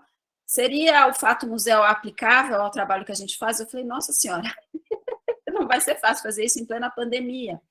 Então, a gente tem uma questão aí da amostragem que precisa ser ampliada, das entrevistas que ela fez, mas foi muito interessante que nessa tríade, né, da comunidade, território e o patrimônio que a gente usou como, né, o outro pé do tripé da Serra de Ouro Preto, o que mais saiu nas entrevistas das comunidades como patrimônio foi o postinho de saúde, em plena pandemia, a escola, ou seja, isso só reforça o quanto a gente tem que continuar numa agenda que é de direitos humanos, né, e direitos constitucionais e territórios, fortalecimentos de desenvolvimento socioeconômico de territórios, e assim, viva o Varrini e todo mundo que ele influencia, que ele segue influenciando. Obrigada, professora Márcia. dando aí seguimento aí para complementar esse quadro aí conceitual e, por que não dizer, também estratégico, metodológico da pergunta do Michel, vamos chamar aqui a Lucinha para, nessa plataforma aí do Fórum de Museus de Base Comunitária da Amazônia, como é que ela concebe, né? Como é que ela percebe tudo isso. Você, eu acho assim que tem a própria palavra comunidade, né? Ela já vem de uma etimologia de comum, né? Como um bem comum a todos. E essa relação do bem comum a todos, ela tem que ter uma relação de pertencimento. E às vezes eu fico pensando que a comunidade, ela não pode ser só pensada do ponto de vista do nativo. Ela tem que ser pensada da perspectiva de quem está na ativa. Eu também penso sobre isso, hoje, né, trabalhando com comunidades. E fico assim, pensando muito na imagem que foi trazida para a gente na Declaração de Santiago de 72, quando você fala do Museu Integral, né, que diz a primeira imagem do Museu Integral, que é justamente, está fundamentado nessa relação tríade, patrimônio, território e comunidade, né, para fortalecer, ou seja, a comunidade tem que estar integrada, a comunidade ela tem que estar sabendo dos propósitos que vão ocorrer na vida dela, né? Quais são os sentidos que ela também pode direcionar em relação à sua existência. Então, eu acredito muito, né, nessa imagem, e essa imagem, ela diz muito até hoje. Por exemplo, eu trabalho no museu tradicional, que é o Museu Guild, que tem mais de 150 anos, que tem, assim, uma referência científica na Amazônia, mas uma das questões que a gente coloca para o próprio Museu Guild é, se você está trabalhando com questões ligadas às comunidades, por exemplo, indígenas, comunidades tradicionais, você pode até colocar numa exposição os artefatos, né? Fazer toda essa parte do museu coleção, mas você tem que problematizar, principalmente hoje, dentro da questão indígena, a questão da terra. Se você não coloca isso ou não discute esses problemas emergenciais, né, e que fazem parte hoje das pautas, das políticas que estão sendo defendidas pelas comunidades indígenas, esse museu ele não vai ter como negociar essa relação patrimonial emergencial, porque ele não diz, ele não comunica aquilo que nesse momento está sendo urgente. Então, assim, eu trabalho dentro de um museu tradicional, mas que tem uma série de ações de museologia social que não é fácil, não é simples, né? Porque você tem ali todo um discurso da ciência, mas você tem que começar a fazer a mudança de paradigmas dentro de um movimento maior. E o movimento é o trabalho com essas comunidades, né? Então, por exemplo, hoje a gente tem participado muito dos conselhos. Por exemplo, eu trabalho muito com as comunidades tradicionais da região do Salgado Paraense. Então, a gente tem que estar no plano de manejo das RESEX, a gente tem que estar trabalhando com a juventude, com as mulheres, mobilizar. E é interessante que o empoderamento dessas comunidades é riquíssimo, né? Elas têm um vocabulário próprio. Por exemplo, hoje elas discutem o conceito de maretório. Não, a gente está falando de território aqui na Amazônia, estão falando de maretório.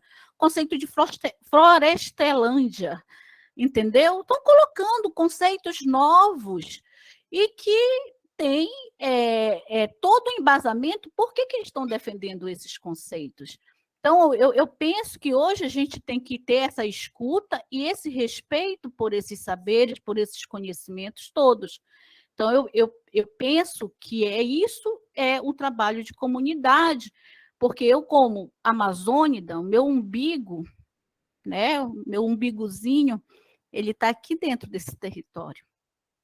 E isso é muito, muito importante para mim. É isso. Ok, muito legal. Lúcia, muito obrigada. Eu acho que trouxe aí Paulo Freire mais para perto, a pedagogia da pergunta, da problematização e o caminho dialógico, né, para estabelecer construir esses meandros, né, com a comunidade, respeitando esses saberes e fazeres locais, e, sobretudo, tendo consciência crítica, né? Eu acho que não devemos perder de vista isso, né? Um trabalho para uma consciência cada vez mais crítica dos territórios, né? Porque, afinal, o território, ele é essa relação de poder, né? Ele expressa também essa relação de poder. Bom,